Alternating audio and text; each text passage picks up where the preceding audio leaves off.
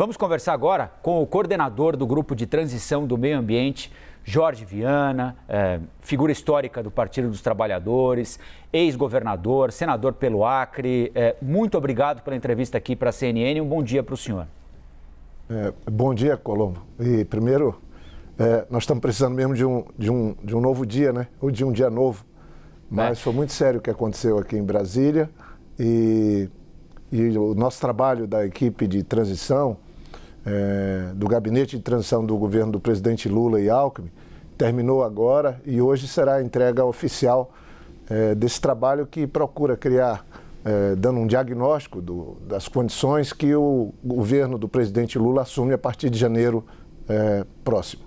Governador, eu queria saber do senhor inicialmente, por já ter ocupado diversos cargos públicos, é possível desfazer essa bomba relógio que parece sempre prestes a explodir, esse nível de tensão que há em uma parcela da sociedade brasileira que não aceita o resultado de uma eleição, que fala em pegar em arma para impedir que aconteça isso ou aquilo. Como é que se desfaz esse ambiente, senador? Olha, eu acho que o Brasil precisa, de fato, voltar a ter um ambiente de paz, de normalidade, voltar ao normal. Já faz alguns anos, eu acho que vem desde o pré-impeachment e depois do impeachment, questionar resultado de eleição é uma coisa terrível numa democracia. Ontem eu estava na diplomação do presidente Lula, no TSE. Por que se questiona agora as urnas antes da eleição e o resultado das eleições, se há 4 anos esse mesmo grupo ganhou a eleição com essas urnas, né? E também numa disputa muito acirrada. E nós não questionamos, o Partido dos Trabalhadores, a candidatura do Haddad não questionou o resultado das eleições. Então, acho que essa intolerância é muito ruim. E só piora o ambiente no Brasil, essas agressões a ministros do Supremo, a autoridades, a pessoas na rua, tentando fazer acerto de conta nos restaurantes, nos lugares. Isso fica parecido com o que eles mais falavam, que não queriam para o Brasil, que é a Venezuela. A Venezuela entrou nessa história e não saiu mais. O Brasil não pode entrar. O Brasil tem 215 milhões de pessoas, é um país pacífico, não faz guerra com ninguém, não pode fazer consigo mesmo. Eu acredito que o presidente Lula, que sempre foi do diálogo, de ouvir, ele vai ajudar a pacificar o país a partir de janeiro. E não é com olho por olho que nós vamos resolver isso, é abrindo um diálogo, mas essas pessoas, esse segmento da sociedade que se demonstra intolerante, até com a ação das instituições e até das urnas, o resultado das urnas, precisa entender que daqui a 4 anos tem eleição, daqui a 2 anos tem eleição, e se eles quiserem mudar as coisas, eles se candidatem, né? Fundem partidos e se apresentem para o cidadão brasileiro, para o eleitor brasileiro, poder fazer a escolha. Governador, a Basília, que está aí ao seu lado no nosso estúdio em Brasília, vai fazer uma pergunta para o senhor também. Basília. Obrigada, Colombo. Governador, há um argumento, um contra-argumento comum de dizer que isso é liberdade de expressão, que isso é livre manifestação do que pensa, do que quer para o país. O senhor acha que o governo eleito está preparado para lidar com isso nos próximos 4 anos? Ou o senhor imagina que esta é uma onda que irá passar ainda no início do governo Lula, haverá um reconhecimento nacional de que as urnas decidiram que ele é o presidente e que a história está já fechada? Então, até saiu recentemente uma pesquisa que mostra que a grande maioria dos brasileiros quer vida normal, quer que o Brasil melhore, que o governo do presidente Lula dê certo. A eleição passou. Certamente o presidente Lula já falou e vai voltar a falar que ele vai governar para todos. Agora, eu não acredito que seja liberdade de expressão as pessoas irem para frente dos quartéis e pedir intervenção no processo democrático que aconteceu na eleição. Quem usou a máquina procurando ganhar vantagem e usou e abusou foi o governo. Fazendo, por exemplo, empréstimo consignado, liberando recursos, antecipando liberação de recursos, gastando horrores de recursos na véspera de uma eleição, tomando medidas, inclusive, restritivas para o ir e vir do eleitor, no dia da eleição. Então, vamos separar as coisas. Manifestação, liberdade de expressão, isso é fundamental numa democracia. Agora, querer romper com o processo democrático, enfrentar o Estado Democrático de Direito, isso tem outro nome. E, sinceramente, não combina com o Brasil. Eu acredito que nós vamos superar isso, mas agora o presidente Lula certamente vai convidar todos ao trabalho, tem muita coisa a ser feita. Você veja, o governo mesmo desapareceu. Nós estamos aqui todos discutindo o novo governo porque o atual governo não consegue concluir o seu trabalho porque também vinha sem plano, sem políticas. Eu acho que deixou o Brasil assim dividido. O presidente Lula tem a missão de unir e pacificar o Brasil de novo e eu acho que ele é a melhor pessoa para fazer isso. Então, governador, o senhor toca num ponto importante, né? A gente mostrou aqui ontem falando o futuro ministro da Justiça e Segurança Pública, o futuro chefe da Polícia Federal, né? Mas o atual chefe da Polícia Federal não falou, e aqui é claro que o espaço fica sempre aberto, né? Ele poderia estar num gabinete ali de crise tentando evitar a invasão do prédio, né? É preciso dar esse benefício da dúvida. O ministro da Justiça, Anderson Torres, nós checamos aqui na CNN, estava jantando num restaurante em Brasília enquanto o pau cantava lá na sede da Polícia Federal e depois de 11 da noite, publicou 2 mensagens no Twitter, né? O senhor avalia que essa postura ela ocorre faz algum sentido politicamente para esse grupo deixar que as coisas corram assim ou alguma outra razão por aí? Eu acho que é a prática de uma intolerância, de levar a um extremo esse negócio ou nós ou eles. A própria postura do presidente, que ficou 40 dias sem falar nada, trancado no palácio, na residência, é muito ruim.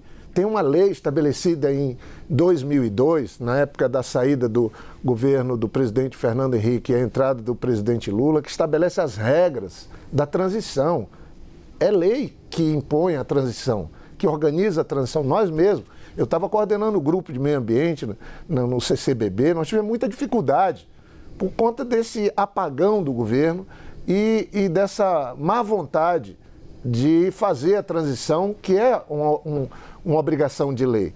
Nós só conseguimos fazer o trabalho na área ambiental pela qualidade do grupo, né? Nós tínhamos a ex-ministra Marina Silva, ex-ministra Isabela, ex-ministro Mink, um corpo técnico muito qualificado e tivemos que nos pegar no relatório do TCU, Tribunal de Contas da União, porque nós não acessamos os dados que gostaríamos de acessar para pensar o orçamento, a situação funcional, para pensar as condições do Ministério, porque as condições externas da inoperância, da piora na agenda ambiental do Brasil, isso a gente constatou. Se tem uma área que a gente pôde ver isso de perto, foi na área ambiental, lamentavelmente. Agora, esse apagão do governo que sai é muito ruim. Você vê no caso ontem, fez falta, e isso não pode, porque a sociedade requer atenção, respeito do atual governo ainda até o dia 31 de dezembro. Senão você não pode deixar que as coisas se resolvam na rua, com quebra-quebra, com invasões, com ônibus e carros sendo incendiados, como a gente viu aqui em Brasília ontem, e a população com medo. Então, é lamentável. O senhor toca num ponto muito importante, que é essa questão da lei da transição, mas nem tudo está normatizado, né? Depende muito da conduta pessoal destes políticos. Então, até no aspecto de curiosidade, eu gostaria de saber, o senhor que é petista histórico, da fundação ainda do partido, amigo de Lula, o presidente Jair Bolsonaro não trocou nenhuma palavra com Lula mesmo desde a eleição? Não teve contato. O contato que teve foi do vice-presidente Geraldo Alckmin com o vice-presidente Mourão. Mas é muito lamentável. E agora essa discussão, se passa faixa, não passa faixa. As pessoas que entram para ocupar cargos que exigem uma certa liturgia, se ser prefeito de uma cidade, vai trabalhar a vida, o interesse de toda uma comunidade. Se você vai para um governo do Estado, a mesma coisa. Na presidência da República é muita responsabilidade. E eu acho que o atual presidente mostrou um despreparo ou um desrespeito com o cargo. E logo ele, que se diz tão orgulhoso de ser militar. Os militares normalmente têm uma disciplina, tem regramentos que eles cumprem. Eu lamento muito, como cidadão brasileiro, né? Mas eu acredito que o presidente Lula demonstrou isso no discurso no TSE ontem, né? Cercado de ministros, que inclusive, em determinados momentos, votaram contra o presidente Lula. Depois, num processo que foi reconhecido a injustiça contra o presidente Lula, e ele lá, sem demonstrar nenhum rancor, estava passando uma mensagem para o Brasil daquilo que ele pretende fazer para trazer a consolidação da democracia e a volta da cidadania com direitos garantidos. Aqui em Brasília está cheio de acampamentos de pessoas passando necessidade, passando fome. Ninguém faz nada. Essas pessoas estão invisíveis para as autoridades. Eu acho tão lamentável isso. Para mim, que fui prefeito, fui governador e senador aqui, eu fico triste de ver isso. E a minha esperança é que a partir de janeiro essas pessoas deixem de ser invisíveis, que o poder público olhe para isso. Quando tem alguém acampado na chuva, no frio, passando fome, será que isso não atrai o interesse das autoridades, seja do DF ou da Presidência da República? Aqui em Brasília, a 500 metros do Palácio, tem pessoas que estão há meses passando necessidade, pedindo comida, pedindo dinheiro, pedindo ajuda para os filhos aqui em Brasília. Imagine, isso não se faz. É muito triste isso.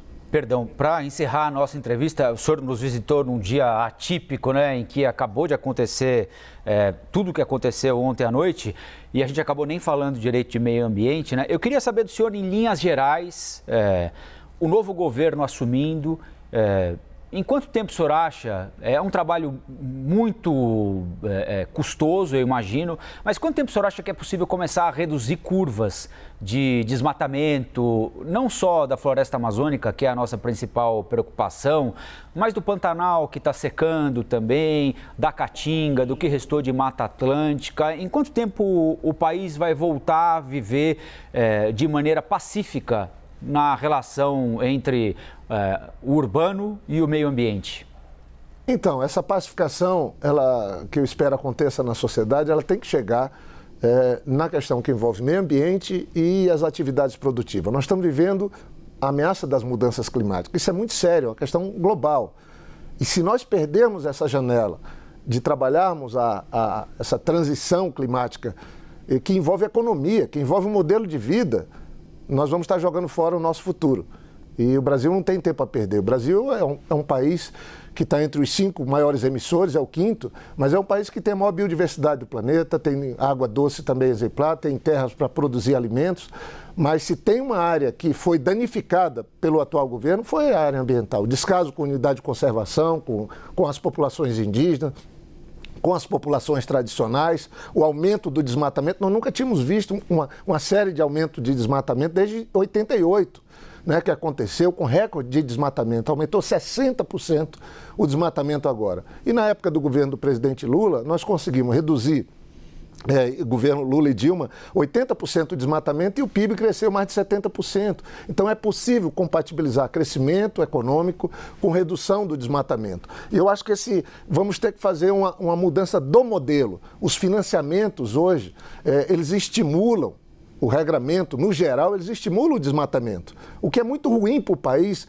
inclusive para quem cria e produz. Para o pessoal do agronegócio, da agropecuária, é muito ruim, porque os embargos internacionais, o boicote a produtos brasileiros só vai aumentar se essa agenda crescer. E nós queremos substituir esse ambiente muito ruim, que falta funcionário no IBAMA, no Ministério do Meio Ambiente, no ICMBio, que falta recursos, que falta gestão, por um ambiente agora de prosperidade afinado com essa agenda do mundo. O presidente Lula assumiu 2 grandes questões mais explicitamente, de combate à pobreza, ajudar as famílias, e o outro, de enfrentar o desmatamento e trabalhar a construção de uma governança para a agenda do clima.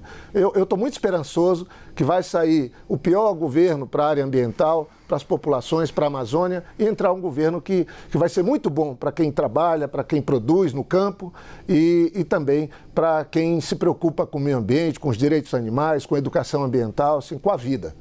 Governador Jorge Viana, muito obrigado pela entrevista aqui para a gente e até uma próxima. Obrigada.